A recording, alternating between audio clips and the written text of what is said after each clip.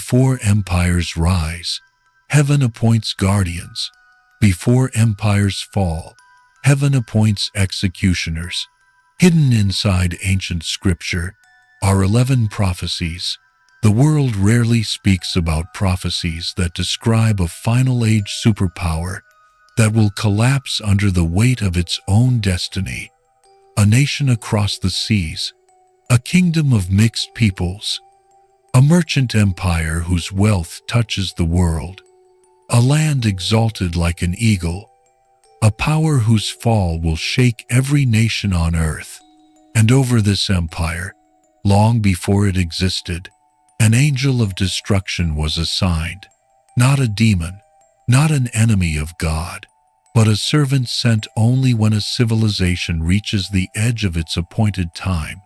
Those ancient texts say the angel's steps are slow, that he descends only when the last restraint is broken, that no nation sees him coming until he stands above them. Tonight, we trace those 11 prophecies one by one. We map each warning to the world we live in. We uncover why the angel who destroyed 2024, Babylon, Egypt, Assyria, and Rome, has been standing over the greatest superpower of our age, and why, against all expectation, he has not yet fulfilled his assignment, because something is holding him back. Something powerful enough to delay judgment, but not powerful enough to stop it. And once you see how every prophecy aligns, you will understand the most terrifying question of all. How long until the restraint breaks? The first prophecy, the empire in the far coastlands. The prophets of the ancient world had never seen an ocean, not the way we see it, not as a bridge between continents, but as a boundary between worlds. To them, the sea was a wall of judgment, a barrier placed by God Himself to keep humanity contained inside the cradle of civilization. So, when prophecy spoke of a kingdom beyond the great waters, it was not geography, it was blasphemy. A land at the ends of the earth, a people from the farthest coastlands, a nation birthed from many tribes and tongues, a kingdom that did not yet exist, but whose shadow was already standing in the future, waiting for its appointed hour. This first prophecy was not a clue, it was a warning. It said a superpower would rise outside the ancient world, not from the bloodlines of Mesopotamia, not from the kings of Egypt, not from the sons of Jacob, not from the children of Ishmael, not from the empires of Rome or Greece. This power would come from elsewhere, from a land so distant the prophets could only describe it as the coastlands beyond the reach of our ships, a place no one had ever visited, a land no ancient story had ever spoken of, a kingdom untouched by the wars, alliances, blood feuds, and covenants that shaped the old world. And yet this nation would become the axis of the age, the empire whose choices would tilt history itself. The prophecy describes how it begins, with wanderers, exiles, refugees, dreamers, criminals, the desperate, the bold, all races, all languages, all destinies drawn to the same distant land, as if pulled by a silent command. A nation formed not by blood, but by migration, not by one tribe, but by many, not by heritage, but by hunger. A melting of identities that has never existed before or since. The prophecy lingers on this, a people gathered from the ends of the earth, not one lineage, not one color, not one faith, but a nation stitched together by ambition and fire. It would rise with unnatural speed, cities exploding from wilderness, wealth appearing out of emptiness, inventions leaping centuries ahead of the world. The prophets saw ships crossing oceans toward this new world, before the world even knew those oceans existed. They saw caravans of nations flowing to a place they had never heard of. They saw a kingdom forming outside history, yet destined to dominate it. But that was not the terrifying part. The prophecy said this empire would be marked from the beginning, marked not for blessing, but for an appointed end. Before this empire existed, before its first city was built, before its first leader drew breath, before its flag ever rose, an angel had already been assigned to it, not a guardian, not a messenger, not a protector, an angel whose task was destruction, a figure who does not come at the beginning of a nation's story, but at the end of it. And yet the prophecy makes something painfully clear. This angel would not strike early. He would not appear when the nation sinned for the first time. He would not descend when corruption began. He would not move when blood filled its soil. He would not act even when arrogance reached the sky. No, the prophecy says he would wait. Wait through centuries. Wait through wars and victories, and collapses and revivals. Wait through the nation's pride and its shame. Wait through its heights and its depths. Wait until every prophecy intersected in a single generation. Only then would he move. This first prophecy is a map, a breadcrumb trail left for anyone living in the final age. If you want to know whether the angel is near, find the nation that matches the description, a kingdom beyond the ancient world, born from many peoples, rising with impossible speed, commanding the oceans, dominating the earth, high as an eagle, rich as Babylon, feared like Rome, proud like Assyria, soft like Sodom, brilliant like Greece, drunk on its own power like no empire before it.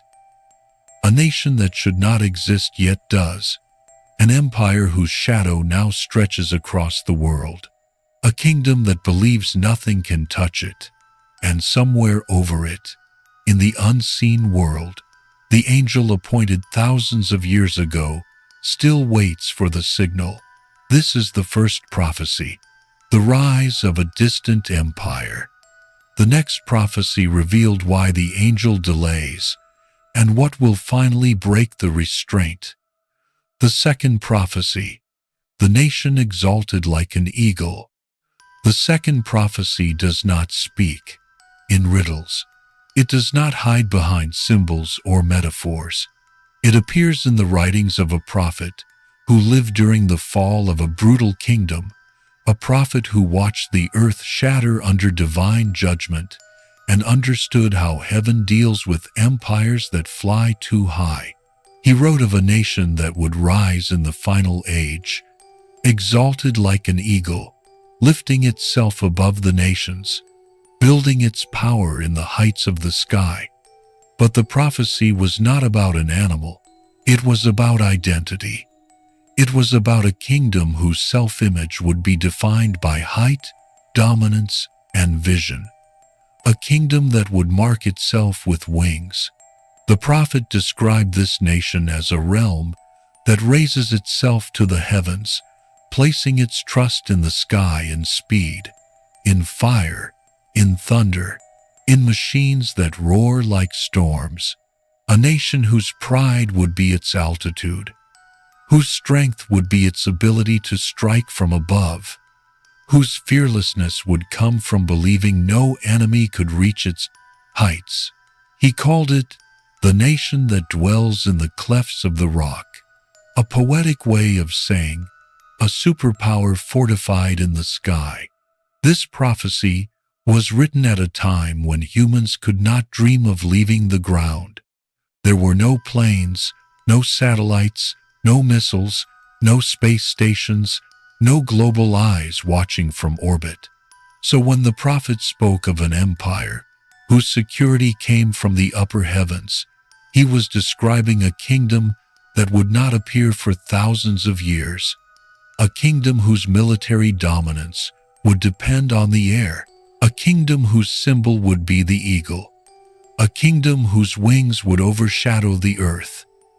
But then the prophecy turned darker. It said this empire would become so confident in its height that it would forget the ground from which it came. It would forget humility. It would forget restraint. It would forget the laws that governed the rise and fall of every nation before it. It would believe itself untouchable.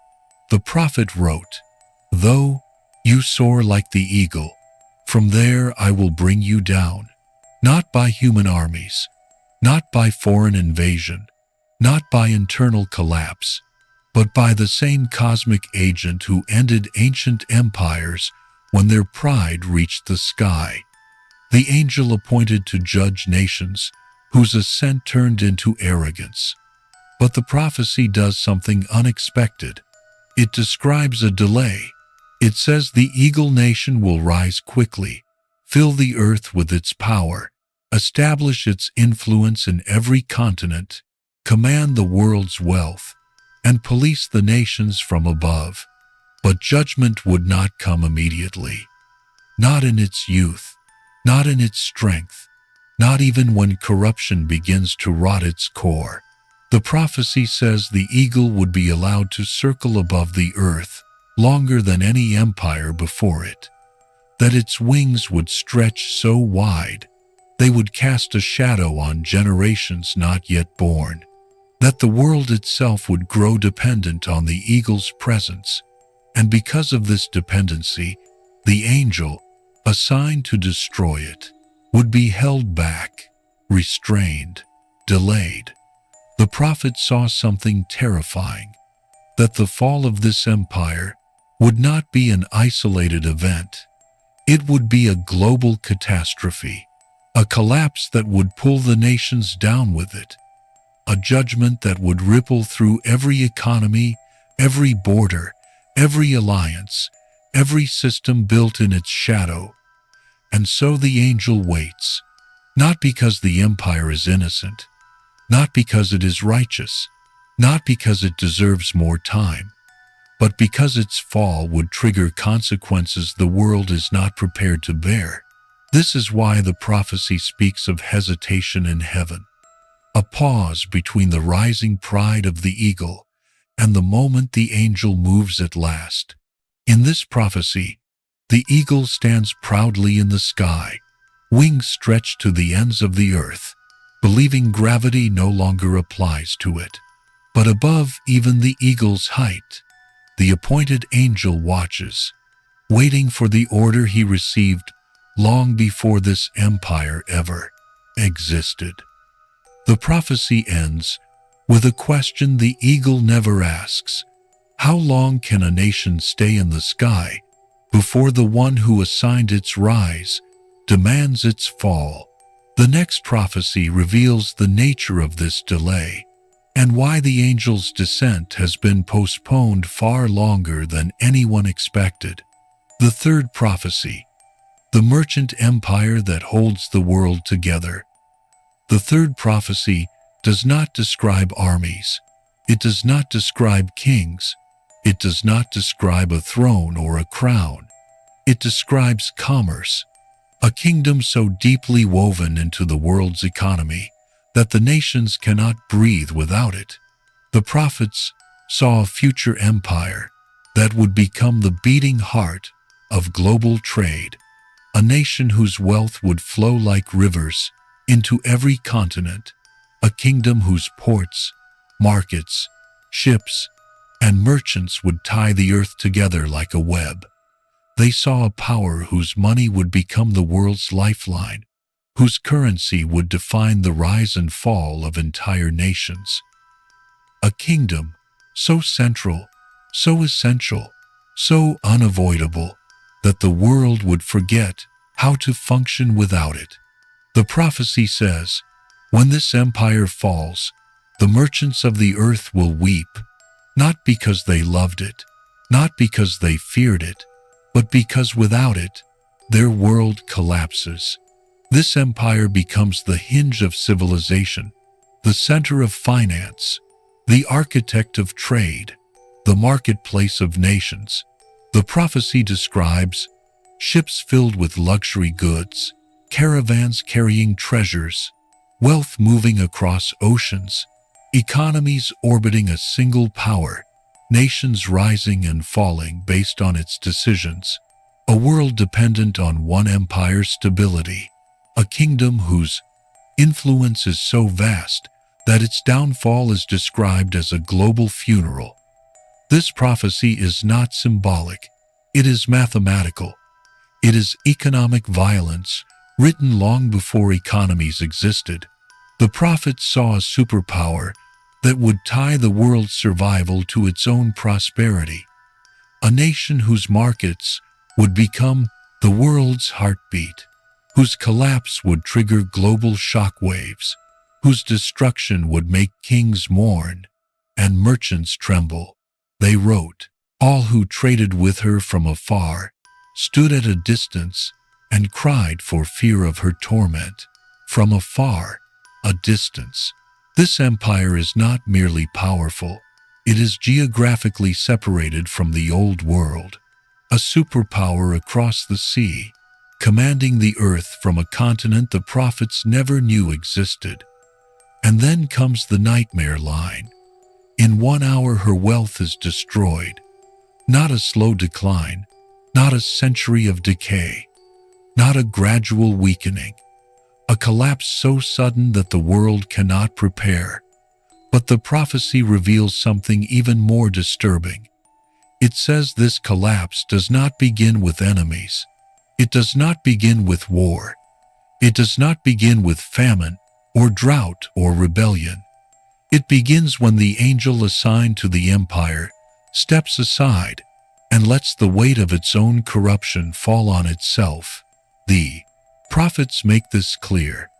The merchant empire falls when heaven withdraws its restraint, when the angel who held back judgment lowers his hand, when the final delay ends. This is why the prophecy emphasizes the shock of the nations. They did not see it coming. They believed the empire was eternal. They believed its economy could not fail. They believed its power had no limits.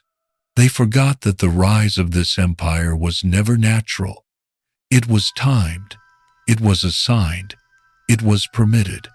It was placed into history by a hand higher than its own ambition. And so, the prophets saw a future moment when the world would stand still, staring at the ashes of the only empire holding the earth together, realizing that their survival had been tied to a kingdom built on borrowed time. But the prophecy adds one more terrifying detail. Before the empire falls, the angel waits, not patiently, not reluctantly, but necessarily, because the fall of the merchant superpower cannot come until a second force is unleashed, a force so catastrophic that even the angel halts his descent until its time arrives. This is why the judgment is delayed, not because the empire is innocent, but because what follows its collapse will be far worse than the empire itself. This third prophecy reveals something the world is afraid to admit. The greatest danger is not the superpower that stands now, but the void that forms when it is gone. Something rises after its fall, something darker, something ancient, and that is why the angel waits. The next prophecy reveals exactly what that something is and why the world is not ready for it. The fourth prophecy, the power waiting in the shadows. The prophets did not only see the rise of a distant empire, they saw what would come after it, and what they saw terrified them. Because the fourth prophecy does not describe the superpower itself, it describes the force that rises in the vacuum left behind. A power greater in violence, older in ambition, and darker in spirit. than anything the world has seen in modern times. The prophecy calls it the kingdom of the far north, a power aligned with Magog, a coalition of nations hardened by war, forged in cold lands, and driven by an ancient spirit of conquest. This power does not rise peacefully. It rises like a storm, gathering behind the mountains, moving slowly, silently, relentlessly, waiting for the world to grow soft, waiting for the superpower across the sea to weaken, waiting for its moment. The prophets describe a terrifying detail. This northern force cannot ascend until the merchant empire collapses. Not before, not during, only after. Only when the eagle nation falls from the sky does the kingdom of the north seize its chance. This prophecy explains why the angel assigned to the superpower delays his descent. He is not waiting for the empire to sin. He is waiting for the world to be positioned. He is waiting for the northern kingdom to be ready. Because once the superpower falls, there will be no counterbalance left, no deterrent, no shield, no restraint. A vacuum is the most dangerous thing heaven allows, and heaven will allow it. The prophecy describes the northern power as a nation surrounded by cold, driven by a hardened ruler, allied with kingdoms of the east, armed with weapons of ruin, unafraid of blood, unafraid of loss, unafraid of heaven itself. It says, this power moves like iron, not fast, but unstoppable, not subtle, but unbreakable, not brilliant, but brutal. And though the prophecy never names modern nations, it describes the identity of the force behind the Northern Alliance with chilling accuracy. A kingdom that rises when the West collapses, a throne that expands when the eagle falls, a ruler who sees opportunity where others see ruin. This is why the angel's mission is not a simple destruction. It is a sequence, a chain reaction, a divine timing. If the angel moved too early, the northern power would have risen prematurely, and the world would have shattered before its appointed time. If the angel moved too late, the merchant empire would corrupt the world beyond repair. So the angel waits in a narrow window, a moment when the fall of the superpower becomes necessary for the rest of the prophecies to unfold. This fourth prophecy is the hinge. It reveals that the destruction of the superpower is not an isolated judgment. It is the activation of something older, stronger, and hungrier, a force the prophets saw with horror, a coalition that moves with the cold indifference of winter, a power that fills the void left by the fallen kingdom, a ruler whose ambition ignites the greatest conflict the world has ever witnessed. In this prophecy, the angel does not strike the empire like lightning. He steps back and lets the northern storm roll forward. This is what delays him. This is what holds him in the sky. He is waiting for the ancient kingdom of the north to reach its appointed position, for the alliance behind Magog to tighten its grip, for the nations of the east to stand ready at its side. Only when the world is aligned for what comes next does he finish his assignment. The prophet who recorded this vision ended with a single line that haunts every scholar. When the northern host is ready, the eagle shall fall. And that is why the angel waits. The next prophecy reveals the most chilling sign of all, the moral collapse inside the superpower itself, the final signal the angel has been waiting for. The fifth prophecy, the corruption that reaches heaven. The earlier prophecies described the geography of the empire, its rise, its global dominance, its economic throne, its coming replacement. But the fifth prophecy is different. This one cuts the empire open. It speaks of something far darker than enemies or alliances. It speaks of the moment a nation's corruption becomes visible in heaven. The prophets wrote that every empire is given room to rise, room to fail, room to wound itself, room to turn back. But there comes a point, a moment, no historian can measure and no citizen can predict, when the corruption of a nation becomes so deep, so systemic, so embedded in its identity, that heaven itself records it as complete. And once that moment arrives, the angel assigned to judge the nation is no longer restrained. The prophets describe this moment with chilling language: when violence fills the land, when arrogance becomes a banner, when the innocent are crushed, when injustice becomes law, when truth falls in the streets, when the people mock the ways of heaven, then comes the line. The cry reaches the throne, not a literal cry, a spiritual one, a moral frequency rising from the soil of the nation itself. A cry, the prophets say, is not made by people, but by the consequences of their actions, the cry of a nation's soul. The prophecy says the superpower of the final age would become a land where arrogance is celebrated, where leaders are made from spectacle, where truth becomes negotiable, where the powerful devour the weak, where wealth blinds the heart, where entertainment replaces wisdom, where the nation's pride becomes the nation's poison. It says the empire will reach a point where its own people cannot tell the difference between freedom and corruption, between progress and decay, between blessing and curse. The prophets saw a time when the superpower's strength would become its downfall. Its confidence would evolve into blindness, its prosperity into addiction, its values into weapons, its freedom into self-destruction. And the prophecy adds this terrifying detail: the corruption becomes complete when the nation believes it cannot fall. That is the moment the cry reaches heaven. That is the moment the angel looks up. That is the moment the restraint begins to crumble. Because in the laws of heaven, no nation collapses from the outside until it has already collapsed from within.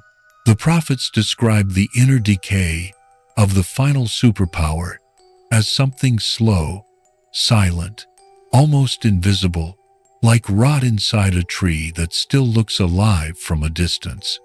But once the rot reaches the core, the next storm breaks it open, and the fifth prophecy reveals something even more disturbing. The corruption inside the superpower is not random. It is not accidental. It is guided. The prophets saw a spiritual influence moving through the empire's culture, its leaders, its systems, its desires, shaping it toward collapse, while convincing the people they were ascending. A deception so subtle that only heaven could see its full design. This is why the angel waits, not because the empire is redeemable, but because the corruption must reach its appointed limit before judgment can begin. The prophets were clear. A nation does not fall when it sins. It falls when it profits, cannot recognize sin anymore. When darkness becomes normal, when pride becomes virtue, when destruction becomes entertainment, when rebellion becomes identity, when the people demand what will destroy them and call it freedom, that is the moment heaven says, the measure is full. The superpower does not know it. Its people cannot feel it. Its leaders cannot see it. Its cities cannot hear it. But the angel knows. This fifth prophecy is the turning point. The prophecy where the countdown begins. The prophecy that tells us the empire is no longer rising, no longer stable, no longer protected but trembling in the unseen world. The next prophecy reveals the single restraint that still holds the angel back. and why, when that restraint breaks, the world will change in a single night. The sixth prophecy, the last restraint, holding back the angel. The prophets described the rise of the distant empire. They described its eagle-like pride. They described its economic throne. They described the northern power waiting to replace it. They described the corruption reaching heaven. But the sixth prophecy is different. This one whispers of a force that delays destruction, a quiet presence inside the empire, fragile, fading, almost forgotten yet powerful enough to hold back the angel appointed to end the age of the superpower. The prophecy calls it the Remnant, not a political group, not a movement, not a system, not a leader, not institutions, parties, or armies, but a small hidden company of people whose existence alone keeps the angel from descending. The prophet said this remnant would not be celebrated. They would not be powerful. They would not be loud. They would not shape culture or command nations. They would simply hold a posture toward heaven that prevents judgment from falling, a light that does not illuminate cities, but keeps the sky from going completely dark. The prophecy describes them as a small flame in a valley of dark smoke, a whisper drowned by thunder, a seedling growing between stones, the ones who stand, though the world forgets to. Their presence does not reverse corruption. It does not heal the empire. It does not turn the nation back. It simply keeps the angel from executing the decree. For now, the prophet saw that in the final age, the superpower would be held together by this remnant, almost unknowingly. Their prayers, their integrity, their quiet obedience, these fragile, invisible threads, would become the last thing preventing collapse, not armies, not wealth, not alliances, not intelligence or strategy, not treaties or diplomacy, not politics or power, just a remnant. But the prophecy adds a heartbreaking detail. In the last generation of the superpower, the remnant grows tired. They become scattered, invisible, overwhelmed, drowned by the noise of a nation drunk on itself, pressed by a culture that mocks everything sacred, forgotten by the people they quietly uphold. Their light does not go out all at once. It flickers, it weakens, it thins, it withdraws, it sinks deeper into the shadows as the empire grows louder, richer, prouder, and more violent. And then the prophecy delivers its most chilling line. When the remnant is struck, the angel is released. Not struck physically, not killed, not silenced by force, but when their influence becomes so small that heaven no longer sees them standing on behalf of the nation, when their presence no longer outweighs the nation's corruption, when the light inside the empire is swallowed by the darkness, around it the restraint breaks. The prophets warn that in the final days of the superpower, the remnant will shrink until it is a spark inside a hurricane, still burning, still loyal, but utterly overwhelmed. And heaven watches, because the angel cannot move until that final spark dims beyond a threshold only heaven can measure. No one on earth knows when that moment arrives. Not the remnant, not the empire, not the leaders, not the wise, not the scholars, not the prophets of the modern day. But the angel knows. He was assigned to this moment. He has waited centuries for it. The sixth prophecy reveals that the destruction of the superpower is not triggered by enemies or economics or politics or war. It is triggered by the disappearance of righteousness inside it. When the remnant becomes too small to hold back judgment, when their influence can no longer restrain the angel, when their presence no longer outweighs the nation's moral collapse, the assignment that has been pending for thousands of years will be carried out. This is the true countdown. Not markets, not elections, not alliances, not enemies, not armies, but the slow fading of the only people holding the angel at bay. And once the remnant's light flickers, for the final time, the seventh prophecy unfolds, the one the prophets feared to write in full. The moment the angel steps onto the stage of history, and the age of the superpower ends in a single night. The seventh prophecy, the night the angel moves. Every prophecy until now was a warning, a map, a countdown, a pattern, a delay. But the seventh prophecy is not a warning, it is an event. It does not describe the rise of the empire. It does not describe the eagle in the sky. It does not describe the wealth of the merchant nation. It does not describe the northern power waiting in darkness. It does not describe the corruption reaching heaven. It does not describe the remnant holding back judgment. The seventh prophecy describes the moment the angel finally acts. The prophets wrote that this moment would not arrive with war, or armies, or invasions, or rebellion. The fall of the final superpower would not begin on the battlefield. It would begin in the unseen, with a withdrawal, a shift, a silence. The prophecy says, when the appointed angel rises from restraint, the nation will fall in a single hour, not a slow collapse, not decades of decline, not a long national struggle, but a moment, a break, a night that begins like any other and ends with the world changed forever. The prophets described it like this: the lamp of the nation goes out, the shield is removed, the hedge is broken, the hand is lifted, not the hand of enemies, the hand of heaven. The angel does not destroy the empire with fire or famine. He simply removes what held it together, because the empire's greatness was never natural. It was permission. It was borrowed strength.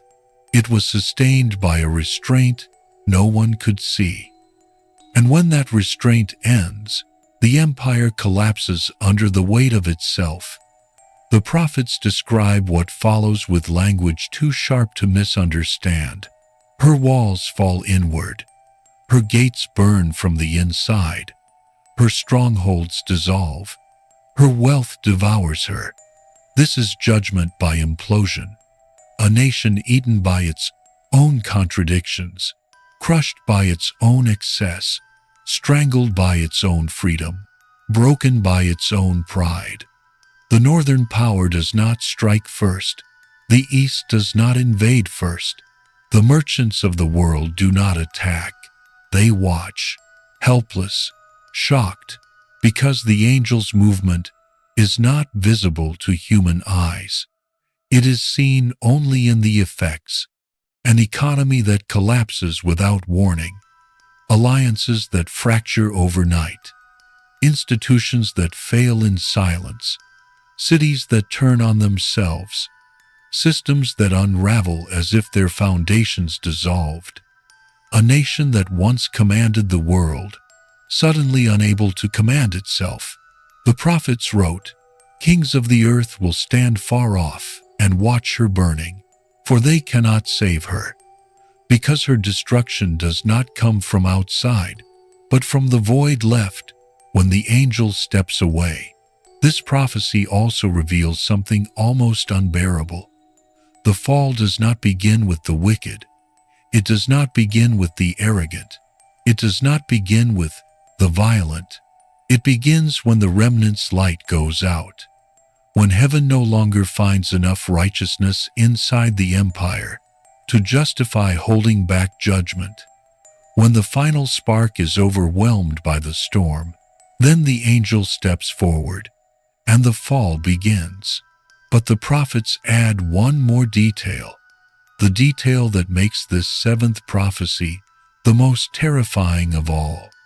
The fall of the superpower is not the end of the world. It is the beginning of something worse. They wrote, after she falls, the nations prepare for war. After she collapses, the kings of the earth turn to violence. The destruction of the superpower does not bring peace. It removes the last barrier, preventing the rise of a darker age. The Northern Coalition moves. The Eastern powers rise. The alliances shift. The old prophecies ignite. The world enters the storm, the superpower unknowingly held back for a century. The angels' movement is not just judgment on one nation. It is the trigger for the next stage of history, a stage the prophets feared to describe in full, a stage that unfolds once the eagle falls from the sky, and the merchants weep from distant shores, and the northern storm marches without resistance, and the world realizes too late what the restraint had prevented. The seventh prophecy ends with a single haunting line, and all will know that her strength was never her own. The angel had always been there, holding, waiting, counting, watching, and when he finally moved, the age of the superpower ended as swiftly as it began.